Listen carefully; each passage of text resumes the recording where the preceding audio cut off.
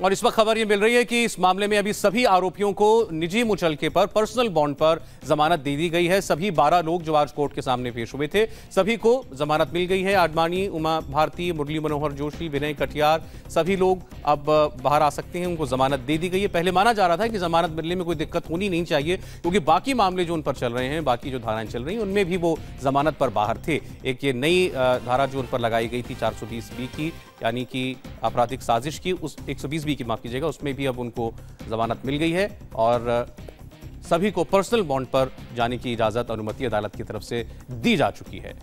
तो सुबह से जिस घटनाक्रम के बारे में हम आपको बता रहे थे, वो यहां आकर के खत्म होता है कि सभी आरोपी जो हैं उनको जमानत दे दी गई है कोर्ट की तरफ से। सबने पर्सनल बॉन्ड भरे हैं और सभी लोग बेल पर अब बाहर रहेंगे और ये सुनवाई लगातार चलती रहेगी, जिसको 2 साल के अंदर अंदर पूरा करना होगा कोर्ट को। लखनऊ की सीबीआई कोर्ट ने सभी आरोपियों को, जिनमें लालकृष्ण आडवाणी भी शामिल हैं, उमा भारती भी और मुरली मनोहर जोशी भी, सभी को, कुल 12 आरोपी थे, सबको जमानत दे दी है। अब से थोड़ी देर पहले ये खबर मिल रही है लखनऊ की सीबीआई स्पेशल कोर्ट से। निजी मुचलके पर सबको जमानत दी गई है। आपराधिक साजिश का एक नया मामला जो लगाया गया था, इसमें बेल की दरकार थी सबको, बाकी मामलों में उनको जमानत पहले से ही प्राप्त थी और इस मामले में भी उनको जमानत मिल गई है। थोड़ी देर में जब ये सब नेता बाहर आते हैं, देखते हैं वो कुछ बात मीडिया के साथ करते हैं या नहीं करते हैं, लेकिन जो उनकी तरफ से आज कार्रवाई में वकील जो शामिल होने थे, उन्होंने पहले ये कहा था कि मामला बहुत ज़्यादा वक्त इसमें नहीं लगेगा आज की कानूनी प्रक्रिया में और थोड़ी ही देर में सब लोग बाहर आ जाएंगे। अब ये माना जा रहा है कि थोड़ी देर के बाद सभी नेता जो हैं अदालत के बाहर निकलेंगे। जाते हुए सबने ये कहा कि जो उन पर साजिश करने का जो आरोप लगाया गया है, ये सरासर निराधार है। विनय कटियार ने भी यही कहा, उमा भारती ने भी यही कहा था, रामविलास वेदांती भी यही कहते हुए अंदर गए थे। उन्होंने कहा कि कोई साजिश नहीं रची गई। जो कुछ हुआ 6 दिसंबर 1992 को, वो इस आंदोलन का हिस्सा था, एक स्वतःस्फूर्त आंदोलन था, उसमें हम खुद स्वेच्छा से शामिल हुए थे, गर्व के साथ शामिल हुए थे, लेकिन किसी ने कोई साजिश नहीं रची थी। उस दिन क्या होगा, कैसे बाबरी ढांचा गिरा दिया जाएगा, इस बात के बारे में किसी को जानकारी नहीं थी। जो हुआ अपने आप हुआ और किसी ने कोई षड्यंत्र नहीं रचा था उस रोज जो कुछ भी हुआ उसके लिए।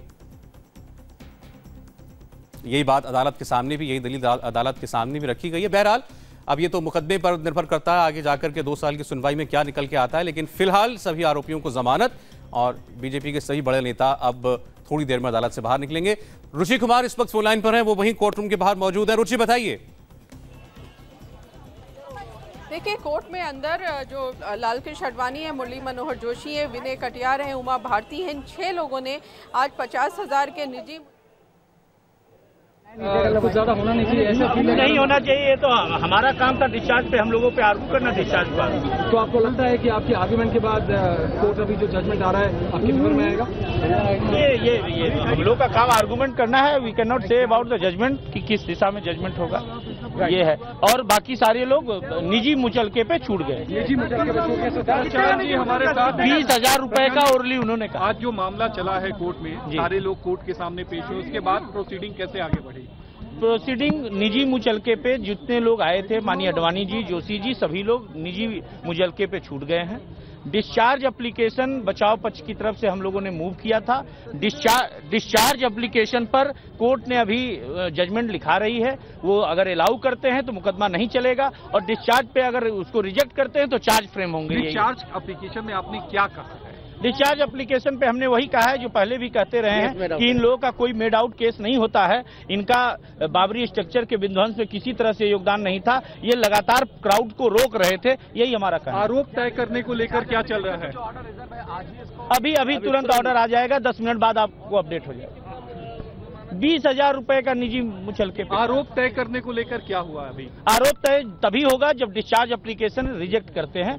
आरोप डिस्चार्ज का मतलब यही है कि आरोप न फ्रेम किया जाए, चार्ज न फ्रेम किया जाए, तो चार्ज डिस्चार्ज उसके बाद 2 चार्ज फ्रेम करेंगे। तब तक क्या ये सारे लोग अदालत के भीतर मौजूद? हाँ, जितनी देर जजमेंट अभी जज साहब लिखा रहे हैं, बहस कंप्लीट हो गई, प्रोसीडिंग पूरी हो गई, हम लोग बाहर निकल आए हैं। अब वो जजमेंट करेंगे, उसके बाद माननीय आडवाणी जी और बाकी लोग आज शाम तक जजमेंट आ जाएगा। अभी थोड़ी देर में। क्या नाम होगा? प्रशांत सिंह अटल। हाँ, इधर आइए, बाइट दीजिए। हटो ना भैया।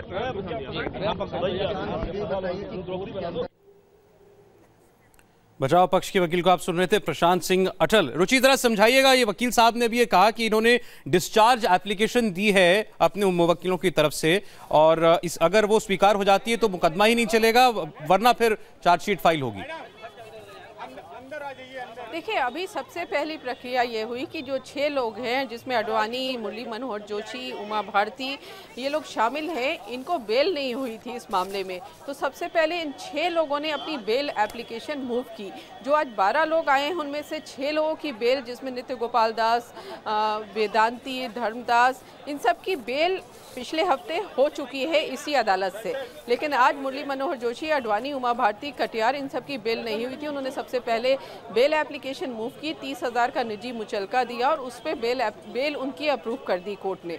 अब बेल अप्रूव कर दी, उसके बाद इन सब ने ये कहा है कि जो चार्जेस है वो इनके ऊपर नहीं बनते। कोर्ट में एक दलील दी है, कोर्ट इस पे सुनवाई करेगा कि चार्जेस बनते हैं कि नहीं। अगर कोर्ट कहेगा कि चार्जेस बनते हैं तो अब जब अदालत की कार्रवाई शुरू होगी तो चार्जेस इनके ऊपर फ्रेम किए जाएंगे, तो उसका इंतज़ार है। फिलहाल जो ये CBI कोर्ट है, ये जैसा मैंने पहले भी बताया था कि ऊपर लगती है, ऊपर ये सारे लोग नहीं जा पाए थे। कुछ लोग गए थे, लेकिन मुरली मनोहर जोशी, लाल कृष्ण अडवाणी, उमा भारती, ये सारे नेता ऊपर कोर्ट में नहीं गए थे। तो जज साहब जो है नीचे आए हैं, नीचे की मंजिल पे अदालत लगाई गई है और वहाँ जज साहब ने सबको देखा है कि कौन कौन प्रेजेंट है। तो जब जमानत दी जाती है तो देखा जाता है कि वो लोग आए हैं कि नहीं है। आए हैं कोर्ट रूम में, जज ने एक एक नाम लिया कि लाल कृष्ण अडवाणी, तो लाल कृष्ण अडवाणी ने खड़े होकर कहा कि मैं लाल कृष्ण अडवाणी हूँ और मैं अदालत में हाजिर हूँ। इसी तरह मुरली मनोहर जोशी का नाम लिया गया, मुरली मनोहर जोशी खड़े हुए, उन्होंने बताया कि वो कोर्ट में आए हैं। उमा भारती का नाम लिया गया, विनय कटियार का नाम लिया गया। इस तरह से 6 नाम लिए गए जिनको आज जमानत दी जानी थी और उन 6 लोगों ने खड़े होकर जज को बताया और उसके बाद जमानत। ठीक, रुचि आपके पास लौटते हैं, लेकिन जो डिफेंस लॉयर हैं इस मामले में, प्रशांत सिंह अटल, उन्होंने क्या बताया, अंदर क्या कुछ हुआ, वो सुनाते हैं एक बार फिर। पे हम लोगों पे आर्गू करना, डिस्चार्ज को आर्गू। तो आपको लगता है कि आपकी आर्ग्यूमेंट के बाद कोर्ट अभी जो जजमेंट आ रहा है आपके फेवर में आएगा? ये हम लोग का काम आर्गूमेंट करना है। We can not say about the judgement कि किस दिशा में जजमेंट होगा, ये है। और बाकी सारे लोग निजी मुचलके पे छूट गए। निजी मुचलके पे छूट गए हमारे साथ 20,000 रुपए का ओरली उन्होंने कहा। आज जो मामला चला है कोर्ट में, सारे लोग कोर्ट के सामने पेश हुए, उसके बाद प्रोसीडिंग कैसे आगे बढ़ी? चलिए, बचाव पक्ष के वकील ने ये बताया है कि उन्होंने पहले डिस्चार्ज एप्लीकेशन लगाई, यानी कि उनकी तरफ से कहा गया है कि सारे आरोप जो हैं उनके ऊपर, उनके क्लाइंट्स के ऊपर नहीं बनते हैं और इसीलिए उनको छोड़ दिया जाए और इस पर अब फैसला होगा कि क्या वाकई अदालत भी ऐसा सोचती है। अगर नहीं तो फिर चार्जशीट फाइल होगी, आरोप तय किए जाएंगे सभी आरोपियों के ऊपर। 6 लोग, लाल कृष्ण अडवाणी, उमा भारती, मुरली मनोहर जोशी और विनय कटिया और 2 और, इनको आज जमानत दे दी गई है। 20,000 रुपए के पर्सनल बॉन्ड पर, निजी मुचलके पर उनको जमानत मिल चुकी है और थोड़ी देर में जो ऑर्डर है कोर्ट का वो सामने होगा, जिसमें पता चलेगा कि चार्जशीट फाइल की जाएगी, कब की जाएगी और क्या क्या आरोप लगाए जाएंगे। एक बार फिर रुचि कुमार के पास चलेंगे। रुचि, कितना वक्त मतलब अभी और हम माने जो बात वकील कह रहे हैं उससे तो एक पॉसिबिलिटी कहें कम से कम तकनीकी तौर पर यह भी बनती है कि अदालत ये भी कह सकती है कि ठीक है, ये आरोप आप पर साबित नहीं होते, मुकदमा नहीं चलेगा आप पर। देखिए, ऐसी संभावना थोड़ी सी कम लगती है। वो जो कोर्ट में जो भी जाता है आरोपी, वो यही कहता है कि मेरे ऊपर जो इल्ज़ाम लगे हैं वो गलत हैं, ये चार्जेस नहीं हैं। तो इस तरह की एप्लीकेशन हर आरोपी मूव करता है। तो यहाँ इस तरह से इन 12 लोगों ने भी आज एप्लीकेशन मूव की है, लेकिन क्योंकि ये 6 लोग जो अडवाणी, जोशी, विनय कटियार, उमा भारती ये थे, इनकी बेल नहीं हुई थी इस मामले में। जो क्रिमिनल कॉन्स्पिरेसी है, जो सुप्रीम कोर्ट के आदेश के बाद इनके ऊपर मुकदमा चल रहा है, उस मामले में उनकी बेल नहीं हुई थी। जो भड़काऊ भाषण देने का मामला है उसमें इनको बेल मिल चुकी है, लेकिन इस मामले में नहीं मिली थी। तो इन 6 लोगों ने सबसे पहले कोर्ट में बेल एप्लीकेशन मूव की है। जो बाकी 6 लोग हैं, जिसमें नित्य गोपाल दास, वेदांती, धर्मदास, बैकुंठलाल शर्मा, रितंभरा, ये लोग हैं, इनको पिछले हफ्ते इसी कोर्ट ने बेल दे रखी है। तो सबसे पहले इन्होंने अपनी बेल एप्लीकेशन मूव की है, जो कोर्ट ने मान ली है और इन सबको बेल पर रिहा कर दिया गया है। लेकिन अब से कुछ देर बाद अंदर वकील से एक से बात हुई, उनका कहना है कि करीब आधा घंटा और लगेगा और फिर इनको चार्जेस इनके ऊपर फ्रेम किए जाएंगे। उसमें ज़्यादा वक्त नहीं लगता है, कागज़ में पढ़ के सुनाया जाता है कि आपके ऊपर ये इल्ज़ाम है, और तो जो आरोपी होते हैं वो कहते हैं कि नहीं, ये इल्ज़ाम गलत है, और उसके बाद कोर्ट कहता है कि अच्छा, इसका ट्रायल होगा। यानी आधे घंटे का वक्त अभी और लग सकता है और उसके बाद ये साफ होगा कि आखिर क्या क्या आरोप लगाए गए हैं। पाए गए हैं जो कि जिन पर मुकदमा चलेगा सभी लोगों के ऊपर। कुल 12 लोग इस वक्त अदालत में और सभी लोगों को अब जमानत मिल चुकी है। आपको एक बार फिर बता दें, बड़ी खबर है इस वक्त की, बीजेपी की तमाम टॉप लीडरशिप लालकृष्ण आडवाणी, उमा भारती, मुरली मनोहर जोशी, विनय कटियार, जिन पर अयोध्या मामले में केस चल रहा है, उन्हें जमानत दे दी गई है। सभी को पर्सनल बॉन्ड पर अब रिहा कर दिया गया है फिलहाल, लेकिन चार्जेस फ्रेम होने में अभी थोड़ा वक्त और लगेगा।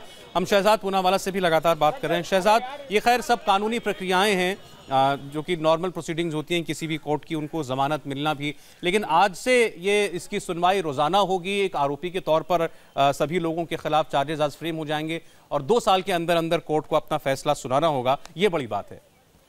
ये बड़ी बात है और मुझे लगता है कि एक इसमें इशारा ये भी है कि अगर ज़मानत दी है कोर्ट ने, इसका मतलब कोर्ट जो है चार्जेस फ्रेम कर रही है। अगर डिस्चार्ज करना होता उनको तो ज़मानत का कोई मतलब ही नहीं बनता, क्योंकि उनको दूसरे मामलों में तो ज़मानत मिली हुई है। तो मेरा आकलन ये है कि क्योंकि इनके ऊपर चार्जेस फ्रेम होने वाले हैं या हो सकते हैं, इसलिए उनको उनकी बेल एप्लीकेशन को एक्सेप्ट किया है, क्योंकि उनको जेल में रखने की तो वैसे कोई ज़रूरत है नहीं अभी।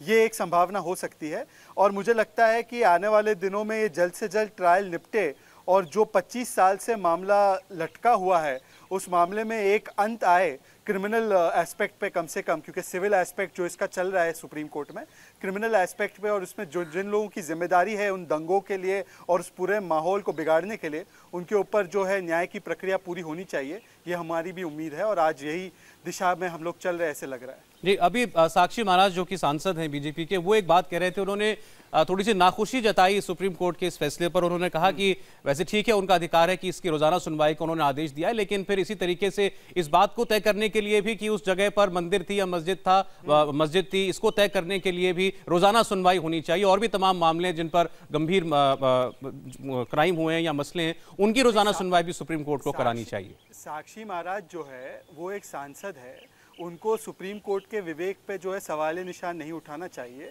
सुब्रमण्यम स्वामी गए थे डेली हियरिंग के मामले पे सुप्रीम कोर्ट, उनको उन्होंने मना कर दिया। सुप्रीम कोर्ट कुछ सोच समझ के कह रहा है, आप क्यों साक्षी महाराज सुप्रीम कोर्ट पे सवाल उठा रहे हैं, कभी वो देश की सारी संस्थाओं पे सवाल उठाएंगे।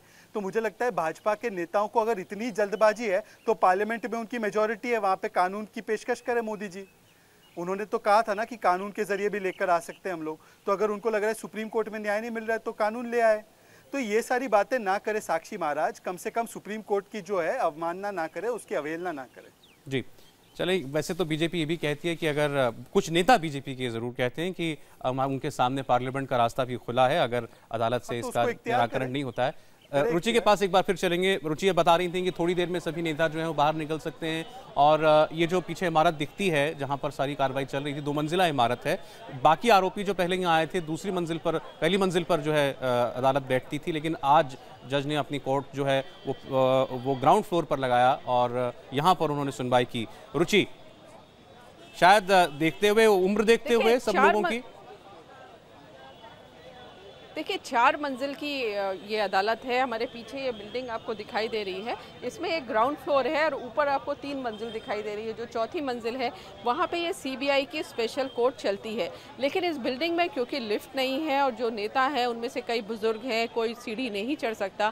इसलिए पिछली बार भी हमने देखा था जब नित्य गोपाल दास, वेदांती, धर्मदास, बैकुंठलाल शर्मा आए थे, तो उस दिन भी जज, जो लोग सीढ़ी चढ़ सकते थे वो ऊपर गए थे जमानत के लिए, बाद में जज साहब नीचे आए थे। तो आज भी ऐसा ही हुआ है कि नीचे कुछ लोग ऊपर गए थे, लेकिन लालकृष्ण आडवाणी, मुरली मनोहर जोशी, उमा भारती, साध्वी रितंबरा, बैकुंठलाल शर्मा ये ऊपर नहीं गए थे। तो जज साहब जो हैं ऊपर चौथी मंजिल से उतर के ग्राउंड फ्लोर में एक हॉल में अदालत आज ये बनाई गई और उस अदालत में जज साहब आए और सबको उसमें जब जमानत होती है तो एक एक आदमी को जज के सामने पेश होना पड़ता है, उसको बताना पड़ता है कि मैं हूँ। तो लालकृष्ण आडवाणी सबसे पहले खड़े हुए और उन्होंने कहा मैं लालकृष्ण आडवाणी हूँ। इस तरह से सभी लोगों ने अपना जज को बताया कि वो अदालत में मौजूद हैं और उसके बाद उनकी बेल हुई है। रुचि ये बताएगा कि 26 मई को पहले तमाम लोगों को अदालत में पेश होना था, नहीं हुए, इसलिए जज ने आदेश किए कि आज सबको व्यक्तिगत तौर पर पेश होना होगा। ये पर्सनल प्रेजेंस, व्यक्तिगत पेशी से छूट की क्या बात दोबारा उठाई जाएगी वकीलों के द्वारा? आगे भी ऐसे मौके आ सकते हैं जब सभी लोगों को अदालत जाना पड़े खुद? देखिए, जब आप कोर्ट में ट्रायल शुरू होता है तो ट्रायल के हर हेयरिंग में जो आरोपी होता है उसका मौजूद रहना ज़रूरी नहीं होता है। हमने देखा कि लाल कृष्ण आडवाणी, उमा भारती, ये जो बाकी आज सारे लोग आए हैं, 6 लोग जिनको ज़मानत मिली है, इनके ऊपर भड़काऊ भाषण का मुकदमा चल रहा है रायबरेली में। तो ये रायबरेली की कोर्ट में एक बार 2007 में पेश हुए थे जब इनके ऊपर चार्जेस फ्रेम हुए थे। उसके बाद से ये कोर्ट में नहीं गए हैं। हर बार इनकी हाजिरी माफी लगाई जाती है। रुचि, मैं आपके पास लौटता हूँ। जफर याब जिलानी जो कि बाबरी एक्शन कमेटी से भी जुड़े रहे हैं, उनका रिएक्शन मिल रहा है इस वक्त, सुनते हैं। देखिए, ये जो जमानत का ऑर्डर हुआ है कोई अनएक्सपेक्टेड नहीं, ये रूटीन ऑर्डर है।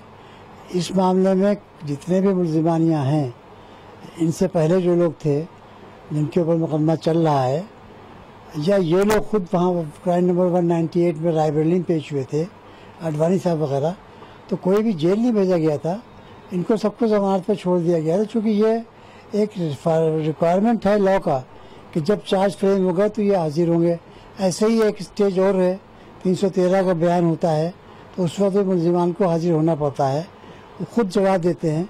तो इस लिहाज से इनको आज वहाँ कोर्ट में पेश होना था। अदरवाइज ये ऐसा केस नहीं जिसमें इनको जेल भेजा जाए। तो इसलिए इनकी जमानत होना कोई न तो अनएक्सपेक्टेड है, न ही कोई ताज्जुब की बात है। जमानत होना ही थी इनकी। और अब इनका चार्ज फ्रेम होने के लिए असल में इनको बुलाया गया था। तो चार्ज अगर आज फ्रेम हो जाएगा तो इनको दोबारा नहीं आना पड़ेगा, इसमें एप्लीकेशन बेस के काम चल सकता है इनका। वरना चार्ज अगर आज नहीं फ्रेम होगा तो फिर इनको फिर आना पड़ेगा चार्ज फ्रेम करवाने के लिए। See, the grant of bail is not anything unexpected. In this case, whosoever is the accused, they have all been granted bail, and in such cases, generally persons are not sent behind the bar. तो इस वक्त की बड़ी खबर यही है, अयोध्या मामले में सभी आरोपियों को निजी मुचलके पर जमानत मिल चुकी है। लालकृष्ण आडवाणी, उमा भारती, मुरली मनोहर जोशी, विनय कटियार समेत सभी 12 आरोपियों को जमानत मिल गई है और 20,000 का पर्सनल बॉन्ड उन्हें भरना पड़ा इस जमानत के लिए। और थोड़ी देर में सभी लोग अदालत के बाहर आएंगे।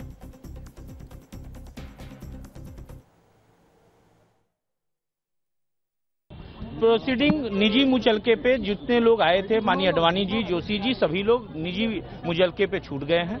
डिस्चार्ज एप्लीकेशन बचाव पक्ष की तरफ से हम लोगों ने मूव किया था। डिस्चार्ज एप्लीकेशन पर कोर्ट ने अभी जजमेंट लिखा रही है। वो अगर अलाउ करते हैं तो मुकदमा नहीं चलेगा, और डिस्चार्ज पे अगर उसको रिजेक्ट करते हैं तो चार्ज फ्रेम होंगे। डिस्चार्ज एप्लीकेशन में आपने क्या कहा है? डिस्चार्ज एप्लीकेशन पे हमने वही कहा है जो पहले भी कहते रहे हैं कि इन लोगों का कोई मेड आउट केस नहीं होता है। इनका बाबरी स्ट्रक्चर के विध्वंस में किसी तरह से योगदान नहीं था। ये लगातार क्राउड को रोक रहे थे, यही हमारा कहना है। तो आपने देखा, थोड़ी देर में अब इंतजार है सभी नेताओं के अदालत से बाहर निकलने का। सभी को जमानत दे दी गई है। 6 लोग हैं कुल जिनको आज जमानत मिली थी, बाकी 6 को पहले ही जमानत मिल चुकी है। बीजेपी के वरिष्ठ नेता लक्ष्मीकांत वाजपेयी यूपी से हमारे साथ हैं इस वक्त। वाजपेयी जी, आपकी पार्टी के तमाम सीनियर लीडरान पर फिर मुकदमा चल रहा है आपराधिक साजिश का, पार्टी कैसे देखती है इसको? माननीय सर्वोच्च न्यायालय का निर्णय है और उसके अधीन सीबीआई कोर्ट में आज ये लोग उपस्थित हुए थे। सीबीआई कोर्ट ने जमानत तो दी है, लेकिन अभी एक जो प्रार्थना पत्र दिया था डिस्चार्ज करने के लिए कि कोई चार्ज ना बनता ही नहीं है, उस पर निर्णय अभी संभावित है घंटे 2 घंटे में आने का। डिस्चार्ज के उस पर यदि रिजेक्ट होता है तो फिर चार्ज फ्रेम होंगे, और अगर डिस्चार्ज की प्रार्थना पत्र एक्सेप्ट होती है तो फिर चार्ज फ्रेम नहीं होंगे। इसलिए अभी घंटे 2 घंटे इसमें इंतजार करना होगा। जी, शुक्रिया वाजपेयी जी। अभी भी उम्मीद है बीजेपी के नेताओं को कि हो सकता है अदालत ये फैसला दे कि कोई आरोप जो है नहीं बनते हैं, इसलिए मुकदमा ही नहीं चलेगा इन तमाम नेताओं के ऊपर।